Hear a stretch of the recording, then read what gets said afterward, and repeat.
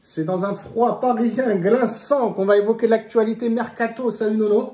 Ah, je suis au bout de ma vie, Sacha, salut. Alors on va évoquer les infos mercato. Kvaratskhelia, ça sera fait mardi ou mercredi. Et faut quand même souligner le bon travail de Campos dans les négociations. Il prend peut-être pas les meilleurs joueurs, il a fait beaucoup d'erreurs pendant les mercatos, mais voilà, peut-être que Kolo Muani et Ramos, ça lui a servi de leçon. Il a réussi à faire baisser le prix de João Neves de 130 millions d'euros à 65 millions. Là, Kvaratskhelia, faut pas oublier qu'au début, il en voulait 120. Il a réussi à faire baisser le prix apparemment à 65, plus bonus compris. Il y a encore 6 mois, Nono, il était inconcevable de penser qu'on pouvait avoir Kvaratskhelia pour 65 millions d'euros. Donc quand Campos fait des bonnes choses, il faut le dire. Il faut le dire, bonne négociation, il a baissé le prix, renfort très important, très bon joueur. Donc oui, c'est parfait comme négociation. Alors Paris serait prêt aussi à mettre le paquet sur John Duran. Sauf problème, c'est qu'Aston Villa, on demande 95 millions d'euros. Mais bon, on sait que c'est un petit peu comme Naples, hein, comme De Laurentiis, ils font pareil. Je demande 95, mais en fait, j'en veux 60.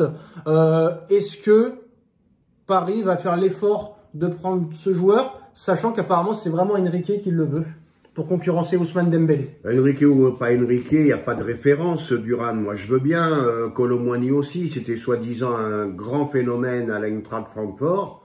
Tu le vois arriver au PSG, il a ciré le banc sans arrêt. Alors faut arrêter, faut aller sur des coups sûrs, et puis voilà. Mais il faut laisser le temps à tous ces mecs de confirmer, quoi. Tu peux pas balancer des 80 et 100 millions. Je suis d'accord avec toi. On est le seul club en Europe où tu as 2 joueurs à 100 sur le banc de touche qui jouent jamais.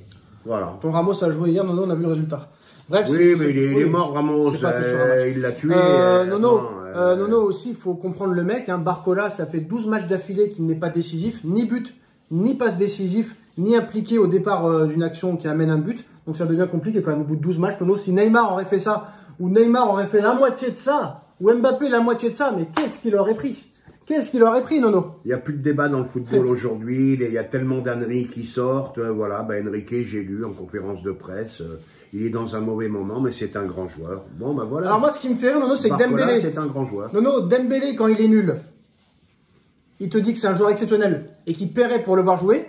Et là, maintenant que Dembélé est bon, il fait bon, c'est normal, j'ai rien à dire sur Dembélé, il a dit. J'ai rien à dire sur Dembélé, moi. Très, très compliqué comme entraîneur. Très, très compliqué. Alors, la bonne nouvelle ou la mauvaise nouvelle, parce que c'est pas vraiment quand même un joueur que les gens rêvent d'avoir, surtout quand on voit les stats de John Duran. En tout cas, John Duran au PSG, ce serait possible, Nono, vu qu'apparemment, Aston Villa a trouvé son remplaçant, un joueur du Borussia Dortmund, pour 25 millions d'euros, qui joue au même poste que John Duran. Donc s'ils prennent un joueur à ce poste, ça veut dire que déjà ils vont voulu le remplacer. Surtout que là on apprend d'après Foot Mercato que le Paris Saint-Germain a envoyé une offre à John Duran et à Aston Villa. Le club a déjà rencontré son entourage. Aston Villa est pour l'instant ferme. Pas de transfert cet hiver. Bon, De Laurentiis avait dit pareil il y a quelques semaines, donc ça ne veut rien dire. Pourquoi? La question qu'on se pose, Nono, pourquoi? Parce qu'on connaît les qualités de Kvaratskhelia, il a déjà prouvé au haut niveau, champion d'Italie, très bel euro de la Géorgie, le premier euro de l'histoire de la Géorgie, 8e de finale. Pourquoi Enrique veut absolument ce joueur-là? Il faudrait peut-être s'y intéresser. Il rentre dans sa conception du football, dans sa philosophie. C'est un joueur qui est très fort, non seulement dans les débordements et très bon technicien, beaucoup de passes décisives, ce que Enrique aime beaucoup. Voilà. Mais maintenant, moi je dis, c'est bien beau, Duran, ça veut dire quoi? Alors là, ça veut dire pour de bon. Bon, Kolo Muani, on enlève, on n'en parle plus. Mais là, pour de bon, Ramos, c'est fini. Donc voilà, tu as 2 avançants. Oui, mais Duran, il joue sur le côté, non? Pas en numéro 9. Alors, il joue sur le côté. Bon, tu vas mettre Duran en concurrence avec qui? Avec Dembélé. Eh ben, écoute, à voir. Je sais pas trop quoi penser. Alors, je sais pas ce que tu penses, Nono, mais en tout cas, moi, Donnarumma, j'en peux plus. Hier, encore une fois, fautif sur le but. Non seulement il est fautif sur le but, mais il n'arrive même pas à placer correctement son but. Et là, c'est la faute de trop hier pour Enrique. Le Paris Saint-Germain veut passer à l'action cet été pour Lucas Chevalier et en fait la priorité. Leur priorité au poste de gardien de but, ça passera forcément par une vente de Donnarumma, Nono, qui est arrivé librement pour 0 € en 2021. Voilà. Donc maintenant, qu'est-ce qu'il faut faire? Qui faut-il mettre numéro 1, sachant qu'ils ne veulent plus de Donnarumma? Est-ce qu'il va faire le tout pour le tout, mettre Safonov? Pourquoi pas essayer Tenas? T'as rien à perdre. Safonov ne fait pas l'affaire. Donnarumma ne fait pas l'affaire.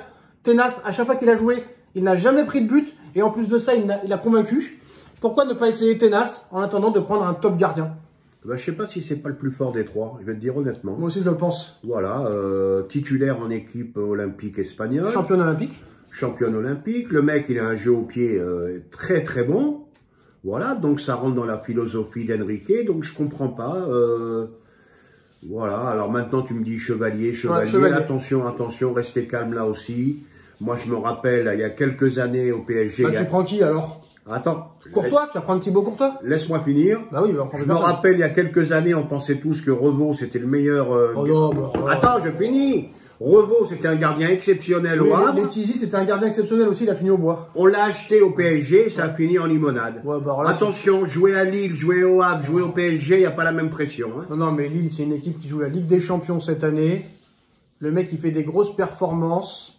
Le mec est en équipe de France. Faut pas comparer l'incomparable. Moi, j'aurais été vers un Oblak, style comme ça. Revaux, il jouait pas la Ligue des Champions avant de venir au PSG. Mais quel Oblak? Non, Oblak, plus personne n'en veut. Ah, plus personne n'en veut, mais c'est un grand gardien. Mais plus personne n'en veut, non.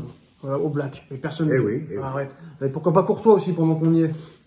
Même Courtois, il en prend 5, hein, pareil. Hein. Mais voilà. Non, il faut arrêter. Non, faut arrêter. Les mecs. Mais attention, ce que je veux dire simplement, c'est que jouer à Lille et jouer au PSG, c'est pas pareil. Bon, bref, une information qui est tombée aujourd'hui. Hein. Neymar de retour au Paris Saint-Germain. The Last Dance, c'est ce que souligne aujourd'hui le média brésilien O Globo. Neymar qui sera libre de tout contrat au mois de juin. Nono, est-ce que Neymar doit revenir pour une dernière danse? 32 ans, qui va avoir 33 ans, Nono. Il a le même âge que Mo Salah, même plus jeune.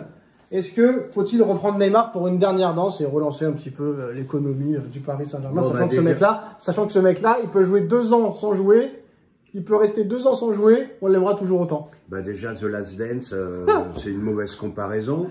On va pas comparer Jordan, qui était un chien, à 80... Je compare pas Jordan à Neymar. The Last Dance. The Last. C'était un chien. 83 matchs par saison. Il défendait comme un dératé. Et t'oublies les playoffs, hein. Et sans compter les playoffs et tout, Neymar, allez, faut arrêter toutes ces conneries. Alors, c'est l'information. Allez, Neymar, il revient.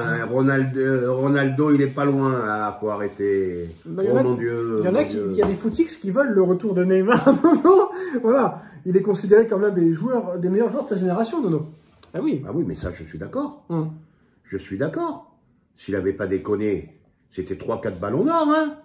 Mais il a gâché sa carrière, point final. Donc voilà, Neymar est en grande difficulté. Bah, apparemment, bon, on sait très bien que Paris ne le prendra pas. C'est plus un retour vers le Brésil qui est cité. Mais bon, son dernier objectif, The Last Dance pour lui, c'est la Coupe du Monde en 2026, Nono. Encore faut-il qu'il ne soit pas blessé. Mais comment préparer cette Coupe du Monde qui sera la dernière normalement de sa carrière? Et pour essayer d'être performant, où aller pour la préparer au mieux? Bah, il peut nous faire une Messi, c'est-à-dire aller... Barça? Il peut nous faire une Messi, aller dans un grand club, je crois qu'il aura toujours des portes ouvertes. Et vraiment, ça lui servira d'entraînement pour la Coupe du Monde.